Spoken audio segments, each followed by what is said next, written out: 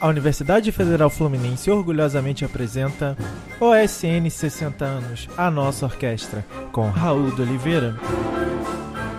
Salve, salve! Eu sou Raul de Oliveira, contrabaixista da Orquestra Sinfônica Nacional e pesquisador da história da nossa OSN. Aqui vamos comemorar esses 60 anos conversando com músicos, maestros e compositores que fizeram e fazem da OSN um verdadeiro patrimônio cultural brasileiro. Sejam todos muito bem-vindos ao podcast OSN 60 anos, a nossa orquestra.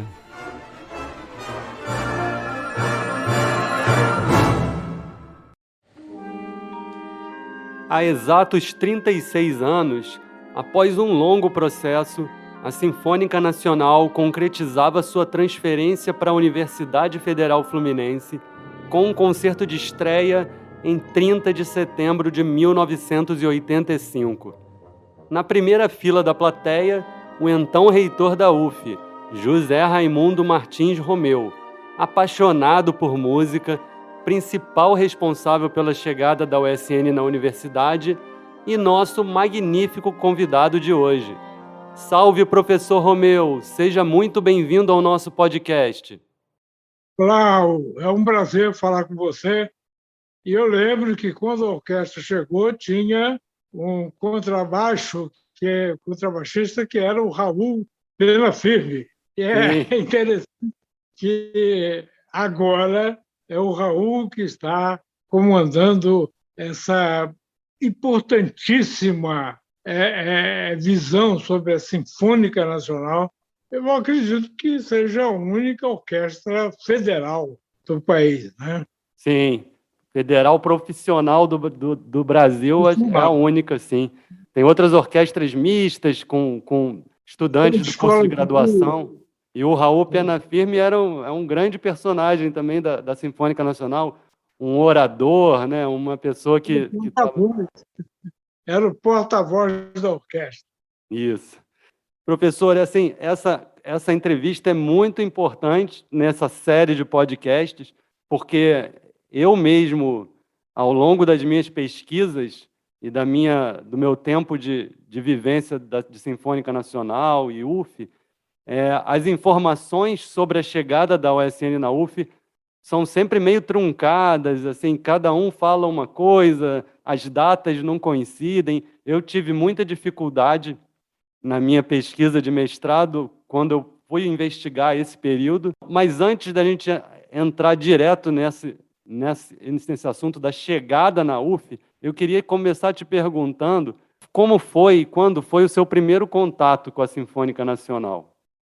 Olha, Raul, eu morava em Niterói, estudava no Rio de Janeiro, na Escola Nacional de Engenharia, isso quando eu tinha 19 anos, né? Que é ali no São Francisco. Hoje é o Instituto de Humanidades da UFRJ. Ali era a Escola de Engenharia, onde meu avô estudou, meu pai estudou e eu estudei. E amigos do colegas no Colégio Salesiano, onde estudamos, aqui em Niterói, gostávamos de música, né? Em minha casa, meus pais e meus 3 irmãos gostávamos muito de música. Nenhum tocava nenhum instrumento, nenhum tinha o ouvido adequado, mas gostávamos muito de música, né? Então, um programa maravilhoso era pegar a barca no domingo e ir ao Teatro Municipal do Rio de Janeiro para assistir à Sinfônica Nacional. E o nome do programa era Concertos para a Juventude. O pessoal ficava cheio, gratuitos, às 10 da manhã, e aquilo era fantástico, né? Assistimos boa música, ouvimos boa música. Isso eu estou falando dos anos 60, né? Eu entrei para a Escola de Engenharia em 1959. Então, esse foi um primeiro contato com a Sinfônica Nacional. Certo. Outro contato muito interessante foi o seguinte: eu tinha um irmão que morreu aos 47 anos, e esse irmão ele recebeu a incumbência de chefiar a equipe de implantação de um novo estado que era o estado do Mato Grosso do Sul. E essa implantação ocorreu durante 2 anos, ele ficou morando lá, e em 1979, quando o presidente da República foi lá para implantar o Estado, houve uma solenidade. E o meu irmão convidou para essa solenidade a Orquestra Sinfônica Nacional.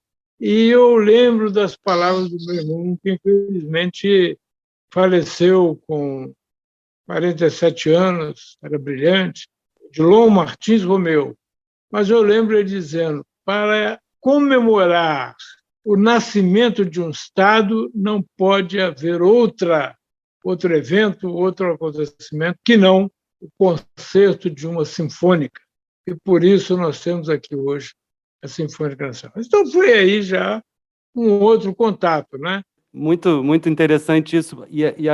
Essa visão, né, da importância da música e da Sinfônica Nacional, né, que ela foi criada no final, né, o decreto do Juscelino Kubitschek, tudo isso que a gente vem contando no podcast, ainda naquela transição de capital, né, do Rio de Janeiro para Brasília, mas a orquestra foi criada como a orquestra principal do Brasil, né? A orquestra para tocar música brasileira, para divulgar essa música na Rádio MEC. E o decreto de criação ele é muito claro no sentido de que era para levar a população a música nacional, música brasileira, principalmente, e excursionar pelo país. Uhum. Quer dizer, isso está dentro do presidente Juscelino, que criou, no seu curto mandato de 5 anos apenas, 12 universidades federais, entre elas a Universidade Federal Fluminense. O decreto de criação da Fluminense, acho que foi de dezembro de 60, e o decreto de criação da Sinfônica Nacional foi em 60, janeiro. 12 de janeiro. Esse presidente, quando governador de Minas, ele pagou a poetisa Cecília Meirelles para escrever O Cancioneiro da Inconfidência. Quer dizer, só uma pessoa com uma visão de grandeza pode pensar em valorizar a cultura, como fez o presidente Juscelino. E com certeza também se estava cercado de várias, né, personalidades também que pensavam essa cultura brasileira, que tinham uma ideia de um projeto maior de Brasil. Aí a gente chega mais ou menos no início dos anos 80, ainda o Brasil vivendo o regime militar, e que foi especialmente difícil, né, para várias instituições culturais. Por exemplo, a Rádio MEC teve uma mudança radical de direção, seus conjuntos artísticos foram desarticulados, transferidos para outras instituições, até com o intuito de extinção, né? A OSN foi parar na FUNTV, Fundação Nacional de Televisão. E em 1983, não é? O senhor já era reitor da UF, ficou sabendo dessa situação e começou um longo processo que culminou com a transferência da orquestra para a UF, onde está até hoje. A UF, o fim do governo Figueiredo foi muito difícil. Realmente foi um período muito complicado, não se podia contratar pessoas, a UF tinha um déficit de pessoas. Eu comecei, então, a verificar que existiam alguns órgãos federais que estavam sendo extintos. Por exemplo, eu trouxe muita gente para a UF do Mobral. Muita gente do Mobral veio para a UF e prestaram um serviço fantástico na UF. Muita gente da Rádio MEC. E eu lembro que eu fiz uma reunião com essas pessoas, inclusive atores de telenovela. Eu lembro do Ler Lopes, tinha uma voz bonita, impostada, que eu conhecia pelo rádio e fui conhecer pessoalmente. Eu fiz uma reunião com essas pessoas, dando boas-vindas à UF. E no final dessa reunião, a senhora Olga Schroeder chegou e disse: reitor, existem outras pessoas que gostariam de vir para a UF também, os músicos da Orquestra Sinfônica Nacional. Eu falei: da Orquestra Sinfônica, o que que é? Por que ela ninguém mais fala nela? Eu disse, não, eles estão na FUNTV e estão sem tocar, os instrumentos estão num depósito, as partituras em outro. Eles estão absolutamente querendo ir tocar e queriam falar com o senhor. Eu disse, vamos marcar. E marcamos ali naquela mesma hora, a secretária, marquei um horário para a vinda, e ainda falei com a senhora Olga, a senhora venha também. Marcamos no dia, ela não veio, mas apareceram Epaminondas de Souza, que teve um papel fundamental. Mesmo com a orquestra desarticulada, ele fazia reunião com todos os músicos, ele escrevia para todos os músicos mensalmente, ele tinha o contato. Veio também o Rubens, trompetista, Brandão. Isaac, violinista, o Isaac, violinista. Isso em 83. 83.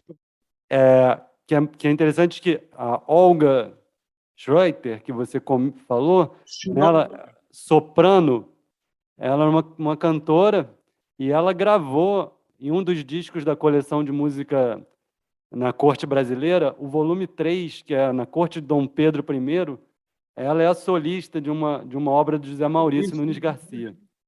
E depois dessa reunião, dessa primeira reunião, o que aconteceu?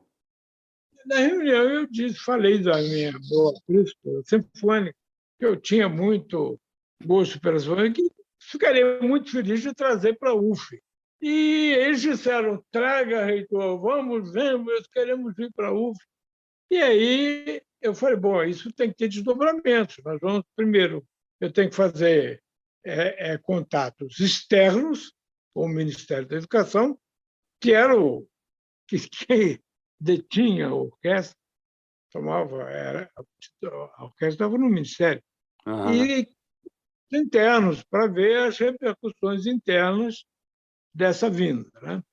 E levei, ao final da reunião, os músicos até a porta, e foi interessante que o maestro Epaminondas, na porta, disse, o Epaminondas de Souza, reitor, traga a orquestra para a UF e peça o que o senhor quiser. E eu, na hora, assim, eu falei, olha, eu quero ouvir a orquestra tocando a Quinta Sinfonia. E o Isaac disse, Beethoven.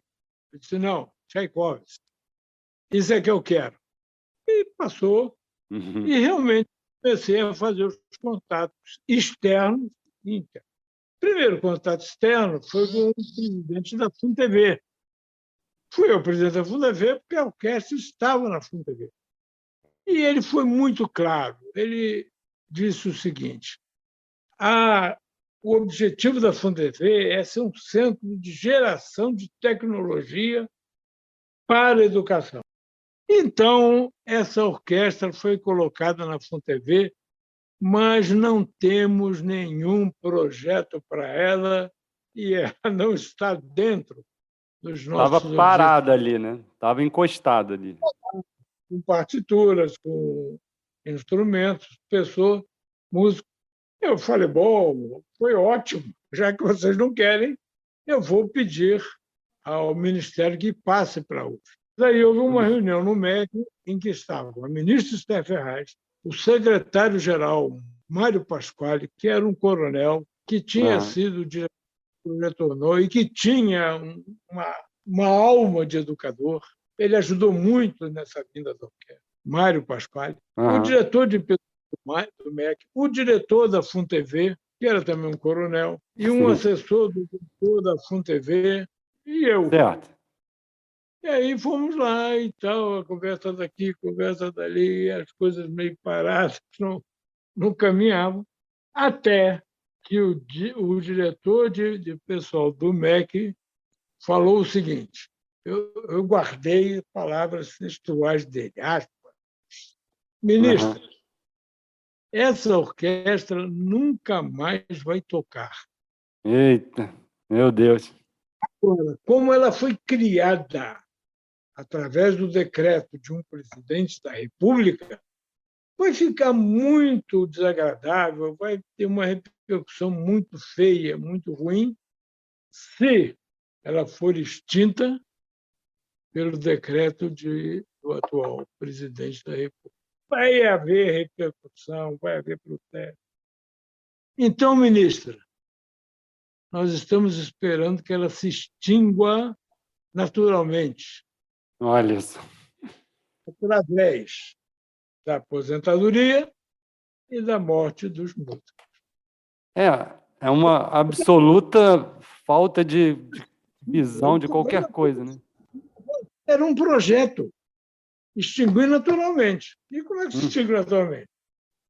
Morte e aposentadoria. Eu falei, ministro, olha, se é para esperar a orquestra se extinguir naturalmente, tanto faz ela ficar na FUNTV ou ficar na Federal Fluminense. Dá no mesmo. Tanto faz ficar aqui na FUNTV ou na UF. E eu quero dizer mais para a senhora, Niterói é uma cidade muito boa para aposentados. Os aposentados é uma cidade tranquila, uma cidade com boa qualidade de vida e tal. E, ministro, com muitas vagas nos cemitérios. Lá a pessoa pode morrer. Aí ela disse, faz sentido, vou passar a orquestra para a Universidade Federal. Olha, eu saí daquela reunião feliz. Logo que cheguei, comuniquei ao Epaminondas. O Epaminondas disse, Heitor, dê essa notícia aos músicos. Então, no terceiro andar, onde tinha o conselho aniversário, marcou-se uma reunião, vieram todos os músicos e, olha, foi uma emoção naquela sala, no terceiro andar, encontrar Guerra Peixe, Noel da Voz, Botelho. E eu quero lembrar também o seguinte, logo depois dessa reunião, os músicos começaram a ensaiar. Mas, como não tinha lugar na UF, foram ensaiar no Corpo de Bombeiro, no Rio de Janeiro. Nós temos que agradecer usando os próprios instrumentos. Bom, sim. As coisas se passaram. Algum tempo depois, eu fui chamado para uma outra reunião no Rio de Janeiro, na Rádio MEC. Quem estava lá nessa reunião, o secretário-geral do MEC, Mário Pasquale, eu, para minha surpresa, o reitor da UFRJ, e os músicos. O Mário, o secretário-geral do MEC, disse, olha, essa reunião é porque, quando o reitor da Federal do Rio soube que a Fluminense estava querendo a orquestra, se candidatou também. Vamos ver. Aí deu a palavra para ele, disse, eu tenho uma escola, era o Adolfo Polilo, eu tenho uma escola de música ali no Passeio, com, inclusive, o auditório, era a Escola Nacional de Música, né? Eu tenho conjunto de quarteto de cordas, eu tenho tal, eu posso oferecer a vocês estão lá, amanhã vocês já estão trabalhando. Aí eu falar depois, mas a única coisa que eu posso oferecer é manter a orquestra íntegra. Na UF não tem escola de música, não tem isso, não tem aquilo. Então, a única coisa que eu posso prometer é dizer que a orquestra continuará se chamando com o nome que Juscelino deu, Orquestra Sinfônica Nacional, e será mantida íntegra e só acrescentaremos da Universidade Federal. Aí, aquele negócio vai, não vai, até que um músico, que não foi Epaminondas, disse, secretário, por que os músicos não votam? Isso aí é o destino dos músicos. Por que não votam? Aí improvisaram uma caixa, os músicos votaram e, por unanimidade, escolheram a Universidade Federal Fluminense. Eu fiquei orgulhoso. Deixa eu fazer um breve comentário aqui. Primeiro, foi muito interessante quando você relatou aquela reunião em Brasília, da sua habilidade de entender o pensamento daqueles né, ministros, secretários, e com um jeitinho conseguir contornar aquela situação. Uma Depois, inspiração. o violinista, né, José Epaminondas de Souza, é muito realmente importante, muito relevante a atuação dele desde o início da Sinfônica Nacional. Ele foi músico da Rádio Nacional, da orquestra da rádio. Ele conhecia o Juscelino também de Belo Horizonte, quando o Juscelino ainda era governador do estado, né? E ele gravou um depoimento também na UF, registrando essas memórias e todo esse papel que o senhor já descreveu. E aí essa cena da votação, ela vai muito de encontro com muitas histórias que a gente vem contando aqui, dessa participação, desse engajamento dos músicos, né, de tentarem buscar essa autonomia. Eu acredito que a UFRJ tinha todas as condições espaciais e de instrumental, mas talvez a Sinfônica Nacional não permanecesse, como o senhor colocou, íntegra, né? Ela talvez passasse a atuar como uma orquestra mista, com estudantes, como uma prática de orquestra, né? E talvez com menos autonomia de direcionamento artístico, que na Você falou no Epaminondas, o Epaminondas agregou a orquestra, as pessoas. Ele não deixou que eles se dispersassem, né? E tinha realmente uma liderança e procurava atuar. Ele realmente procurava político, procurava o sindicato dos músicos para manter a orquestra alívio. E aí, um dia, já em 84, o gabinete da UF recebe um telefonema do Ministério da Educação dizendo: olha, o pedido do reitor foi atendido em relação à orquestra. Aí corremos para o Diário Oficial, esperando que o Diário Oficial chegasse. E hoje tem internet, sabe? Bota ali já. Não, tinha que ver o Diário de Impresso. Você sabe o que o Ministério fez, João? Diga. Ele não transferiu a orquestra para o Ministério redistribuiu os músicos e uns 4 ou 5 funcionários da Orquestra Sinfônica que estavam na FUNTEV para a UF.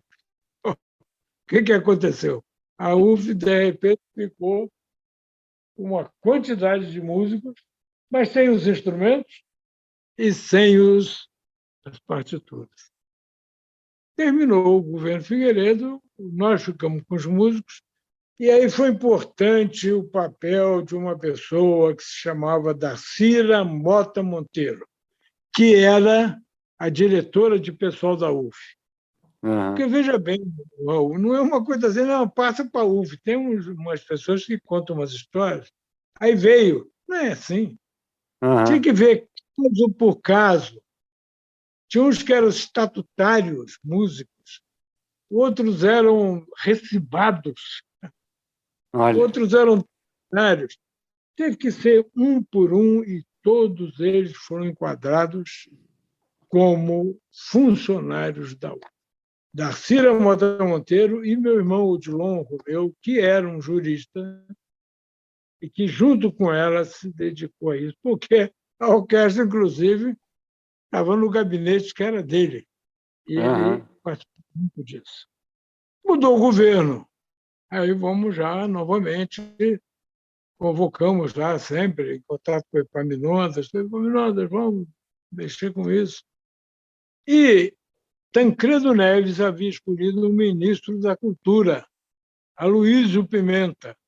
Quem era o Aloísio Pimenta? Um reitor, ex-reitor da Federal de Minas, que foi cassado, tirado da universidade, e foi ser diretor do Banco Mundial nos Estados Unidos. E era um amigo meu, era uma pessoa que eu admirava. E aí ele levou ao presidente Sarney um decreto que nós ajudamos a redigir aqui na UF. Ajudamos a redigir, entregamos a ele, ele Uhum. levou e o presidente Ney assinou sem mudar uma palavra, uma letra, uma vírgula. E esse decreto dizia o quê? A Orquestra Sinfônica Nacional passa para a Universidade Federal. E o que era a Orquestra Sinfônica Nacional? Músicos, os poucos funcionários, era o que botavam as partituras na estante. Arquivista, inspetor, montadores. Mas os instrumentos e o que é fundamental, as partituras. Então, era tudo da UF. É regozijo, festa, e outra reunião com os músicos, todo mundo alegre e tal, mas aí 2 problemas tinham que ser resolvidos. Primeiro, problema material. Como é que a gente vai localizar isso na UF? Não tem nenhum auditório para a orquestra se apresentar. Sim. E outro problema sério, o maestro. E já aí no podcast tem uma entrevista, uma participação de um maestro extremamente Sim. talentoso, maestro de alta qualidade, né? Uhum. O Roberto Ricardo Duarte.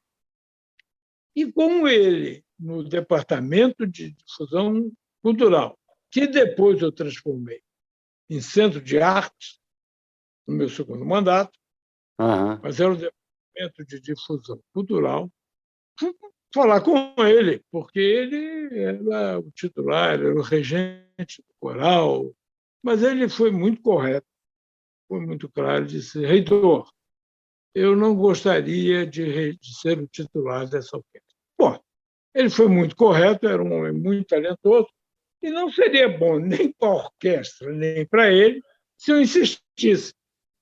Uhum. Ele contou essa história mesmo no 6º episódio do podcast. Mas e aí, como é que ficou essa questão? Quem era do grupo da orquestra, o único maestro era o Alceu Buquino, mas parece que ele já era federal rural, não podia vir para cá. O Roberto Ricardo ponderou que não queria e não seria produtivo obrigá-lo, né? Não seria bom para a orquestra nem para ele. Sim. Eu acho que esse é um assunto para os músicos. Eu não tenho competência. Muito bem pensado. Isso é para os músicos. E ele nos trouxe Cléo Goulart, que já tinha sido regente da Sinfônica, eu não sei. E o Cléo me impressionava porque ele regia sem partitura, né? Uhum. Mas o clima entre ele e os músicos era o melhor possível, né? Maestro que regeu o primeiro concerto com a Sinfônica Nacional da Universidade Federal Fluminense. Agora, você falou também sobre o Departamento de Difusão Cultural, mas nessa época a UF já tinha também outros grupos musicais criados nessa sua primeira gestão também, não é? Eu contratei 2 conjuntos musicais. O Conjunto de Música Antiga, que está até hoje, e o outro, o Quarteto de Cordas. O Conjunto de Música Antiga eram uns rapazes e moças que iam ali fazer os ensaios, pediram um local, eu ouvi aquilo e falei com a Leona, veja se eles querem ser o Conjunto de Música Antiga da UF. Eles aceitaram, eu os contratei, e naquele tempo o reitor tinha essa liberdade. Hoje não, hoje o computador comanda tudo, o reitor, por mais brilhante que ele seja, eficiente, ele não tem a mesma liberdade que eu tinha nos anos 80. E contratei, houve um encontro na UF, e a Leona convidou um quarteto de cordas para se apresentar no encontro, era um encontro de educação latino-americano.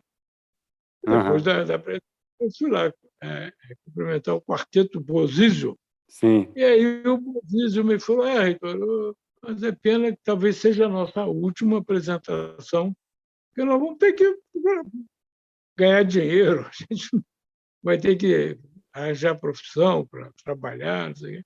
Eu perguntei, vocês não querem ser o quarteto de cordas da UF? Eles aceitaram, eu os contratei.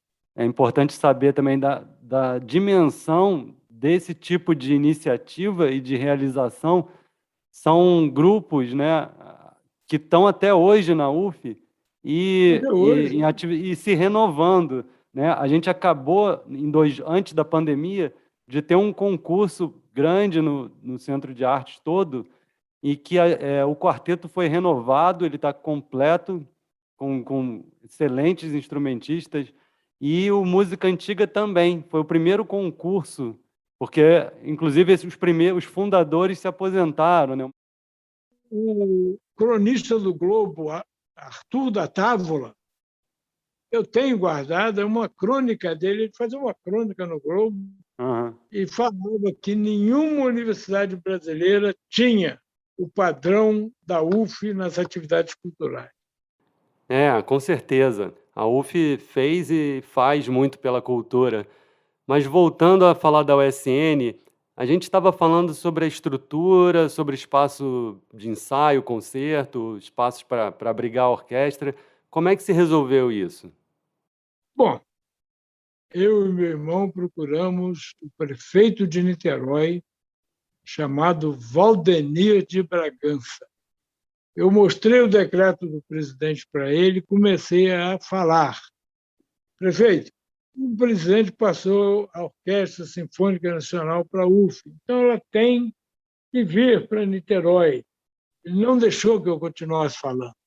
Ele disse, isso é um presente para Niterói.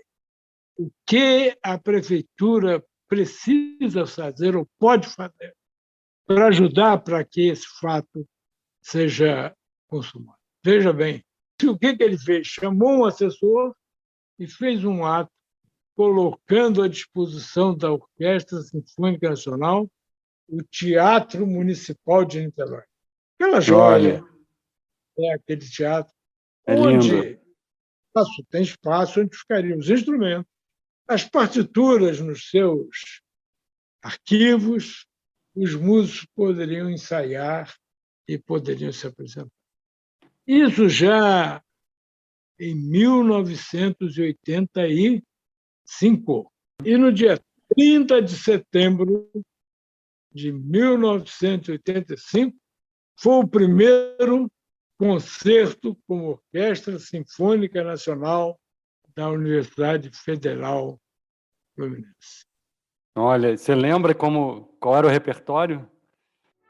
Eu lembro que a primeira apresentação, a primeira música apresentada foi Alvorada, de Los Schiavo, de Carlos Gomes. Sim. O Rubens, no bastidor, tocava lá o trompete. Beleza. Uhum. E, para minha surpresa, a segunda parte do concerto foi a Quinta Sinfonia de Tchaikovsky. Eles lembraram. Eles lembraram 2 anos depois. Olha, é uma emoção indiscutível. E, Raul, eu quero destacar uma coisa. O primeiro concerto, à noite, de 30 de setembro de 85, já foi avisado que no domingo seguinte, às 10 horas, haveria o primeiro concerto da orquestra da série que seria aos domingos de manhã no Teatro Municipal de Niterói. Então, veja, se não era uma coisa episódica, esporádica, era o início de uma atividade que está até hoje, né? Como eu saí, eu deixei a reitoria, isso foi em 30 de setembro de 85. Eu deixei a reitoria em agosto de 86, quer dizer, menos de um ano. Foi muito trabalho e era uma pouco obrigação, mas eu tinha que sair. Mas nesse período foram feitos trabalhos que a gente sabia que A orquestra estava no Municipal graças ao prefeito Valdemir de Bragança, estadista. Mas quando ele deixasse aquilo? Então, nós, no Cinema de Arte da UF, retiramos 6 fileiras de cadeiras, fizemos um vigas de metal para aguentar bem a orquestra e para a orquestra ter um local. E fizemos um prédio ali para abrigar os instrumentos, abrigar as partituras, que era o prédio da Orquestra Sinfônica Nacional. Enfim, é isso aí o que. Muita gente depois apareceu, eu trouxe a orquestra porque não sei o quê. De fato é isso. Quem falou da orquestra? Olga Schroeder, e que marcou e vieram. Quem agregou a orquestra? Epaminondas de Souza. E o que eu fiz, e o maestro Roberto Ricardo foi correto numa afirmação dele. Eu achei que se a gente não trouxesse, se nós não trouxéssemos a orquestra para a UF, ela seria extinta. Era toda a disposição que existia num governo que não valorizava muito a área cultural e num governo que estava nos últimos estertores. O fim do governo Figueiredo foi um período difícil. Né? Então, se não trouxesse... E aí, esse é um patrimônio que eu acho que a Federal Fluminense tem que se capacitar. E a grande questão é essa: você valoriza aquilo que você conhece. Sim. E você está fazendo um trabalho, você com os músicos, vocês estão fazendo um trabalho que é mostrar a existência da orquestra. É muito precioso, né, o seu relato dessa fase toda, enfim, de você como testemunha ativa de tudo isso. E aí a gente vê esses personagens que você colocou. Também surgiu um personagem importante, que é o seu irmão, né, que você cita muitas vezes, e que eu pessoalmente não conhecia essa relevância dele nesse processo todo. Mas eu queria também dizer o seguinte: você falou do meu irmão foi secretário de Estado do Mato Grosso do Sul, foi do clube permanente da Escola de Guerra, em 47 anos ele teve uma vida intensa, né? Dividiu o Mato Grosso do Sul, né? E ele, mas não só ele, por exemplo, uma pessoa que se dedicou muito à ideia da vida, foi, na época, a vice-reitora, a Gilde Carvalho Parques, ela ajudou muito na questão da vinda da orquestra, entendeu? Quer dizer, não houve assim eu sozinho, não. Havia todo um conjunto. Mas você fala na alegria você falou na alegria dos músicos naquele concerto de estreia no Teatro Municipal de Niterói, porque realmente a orquestra correu um risco real e concreto de extinção mesmo, né? Como você falou, um momento totalmente contra, né? Nada favorável politicamente enfim, esse movimento todo fez com que a orquestra sobrevivesse, e hoje ela está cada vez mais forte e cada vez mais os novos músicos estão entendendo a importância dessa orquestra para além do concerto, né? Como uma instituição de defesa da cultura brasileira, das instituições públicas brasileiras, da educação. Não, eu acho o seguinte: é continuar a levar música. E hoje eu tenho muito mais certeza de que a orquestra ficará bem, porque você e todos os seus participantes desse podcast estão fazendo uma orquestra conhecida. E você só valoriza aquilo que você conhece. Se você não conhecer, é uma coisa... Se tiver escondido, não adianta. É igual a pesquisa na Universidade Brasileira. A pesquisa é feita na universidade, mas a população não vê isso. Professor, então, antes de terminar a nossa conversa, eu queria que o senhor escolhesse um momento que foi marcante nessa trajetória enorme, tudo que você me relatou aqui, mas um evento que para você seja inesquecível nessa sua história com a Sinfônica Nacional. Eu posso citar dois? Pode. O primeiro foi quando, no primeiro concerto do Orquestra Sinfônica Nacional da Universidade Federal Fluminense, a segunda parte foi a Quinta Sinfonia de Tchaikovsky. Eu falei, porque eu gosto muito. Eu Uhum. falei, eu quero ouvir a Quinta Sinfonia, e eles guardaram. Aquilo me deixou muito emocionado. Em outra ocasião, eu estive nos Estados Unidos, participei de um concurso, de um concerto da Sinfônica Nacional, e era o início da temporada. Então, como era o início da temporada, o maestro entrou, era o Rostropovich, né? Isso. Que é violoncelista, né? Sim, sim. E tocaram o hino nacional americano, que era o início da temporada. Eu vim para cá e no início da temporada seguinte eu pedi, falei com o Cash, falei com o Fernando, e que eu gostaria de que o Brasil também isso acontecesse aqui na nossa UF. Então foi um momento também de muita emoção. O maestro entrou, o Cléo Goulart, os músicos se levantaram e iniciaram o hino. Olha, toda a plateia se levantando, aqueles bancos batendo. Um senhor passou mal, porque realmente é emoção. Né? De você ver o seguinte, é simbólico. A música tem que contribuir para a grandeza do país, que é representado pelo seu hino. Sim, sim. Mas a grandeza não é física, a grandeza é uma grandeza moral. A grandeza é uma grandeza que se repete, se apresenta no crescimento das pessoas, na elevação das pessoas, na dignificação das pessoas. Né?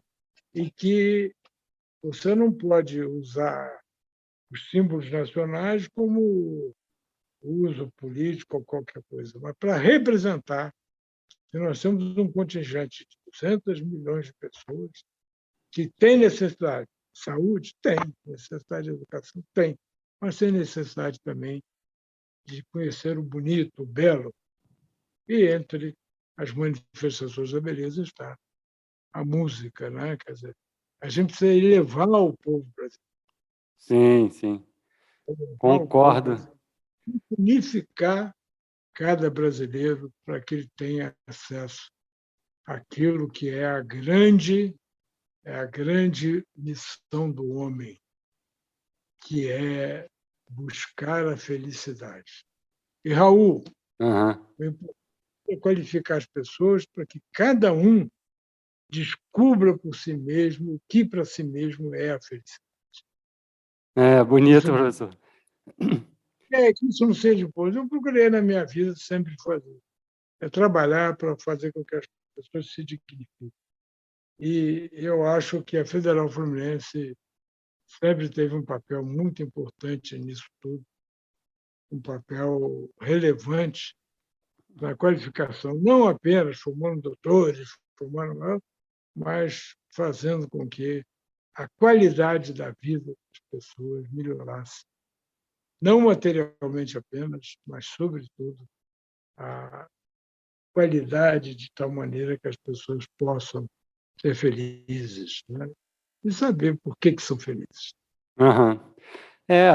Isso que você falou, algumas palavras, qualificar, dar oportunidade, né? Mostrar, né? Divulgar esse trabalho, né? Aquilo, as pessoas precisam conhecer, precisam ter acesso, né? Ter oportunidade. A música, então, que é uma linguagem universal, basta você ter direito a assistir um concerto, que esse envolvimento, esse interesse, ele é natural, porque ela toca o coração, né?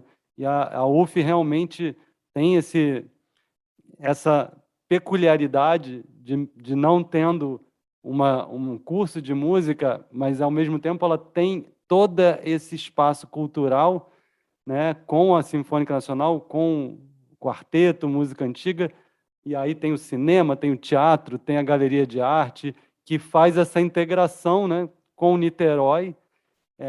Eu só acho que essa integração que já é tão, né, plena com a cidade de Niterói, ela pode ser ainda maior, né? Ela pode alcançar, abrir mais fronteiras, né? Porque é uma produção muito, muito qualificada, muito importante para o Brasil, né, hoje. Claro, sem dúvida. Então, professor Raimundo, muito obrigado pela excelente conversa, pela sua atuação decisiva em um dos momentos mais críticos da orquestra também. O senhor faz parte da nossa história e hoje a gente sente muita falta de mais pessoas assim, com essa cabeça, com esse olhar maior para a cultura, para a educação do nosso país. A USN deve muito ao senhor e à Universidade Federal Fluminense. Muito obrigado. Eu que agradeço, Raul, e continue nessa trajetória de mostrar o que é a Orquestra Sinfônica Nacional. Para comemorar 10 edições do nosso podcast, nada melhor do que conversar com alguém que veste a camisa da USN, chova ou faça sol. Sônia Nogueira, violinista da orquestra, que há mais de 30 anos é um exemplo de talento, luta e amor pela Sinfônica Nacional. Espero vocês no próximo e 10º episódio. Até lá! OSN 60 anos, a nossa orquestra. Tem pesquisa, roteiro e apresentação de Raul de Oliveira. Edição, sonorização e locução, Luiz Felipe Ferreira. Curadoria e supervisão, Grupo de Mídias e Comissão Artística da Orquestra Sinfônica Nacional. E não deixe de acompanhar as nossas redes sociais, Facebook, Instagram e YouTube.